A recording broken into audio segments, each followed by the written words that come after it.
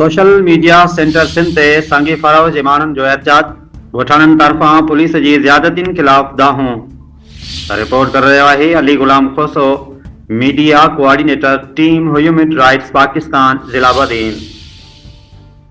बदीन ज़िले जे मुख़्तलिफ़ ॻोठनि सां तालुक़ रखंदड़ माण्हुनि सोशल मीडिया सेंटर सिंध जी टीम आॾो एहतजाज कयो आहे। एहतजाज कंदड़नि में मोहम्मद इब्राहिम लेगारी, अली नवाज़, शाहबाज़, अल्लाह बचाव लेगारी ऐं ॿिया ॻोठाणा शामिल हुआ, जिन पुलिस जे ज़ुल्मनि ख़िलाफ़ सख़्त एहतजाज कंदे मीडिया अॻियां पंहिंजूं दाहूं पेश कयूं।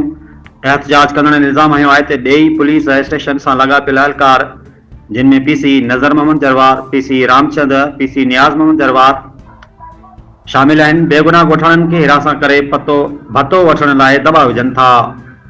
जेको भतो नथो ॾिए उन ख़िलाफ़ कूड़ा केस दाख़िल करे खेसि तंग कयो वेंदो आहे।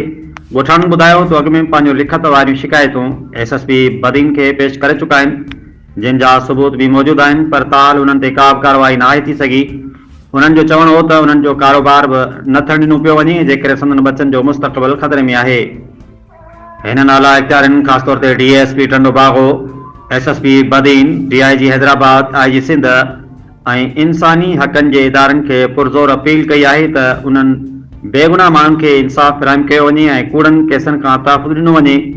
ॻोठाणनि जो मुतालबो हो त पुलिस में मौजूद ज़ालिम टोले ख़िलाफ़ सख़्त क़दम खंया वञनि। Ali Ghulam Khoso, social media centre Sindh.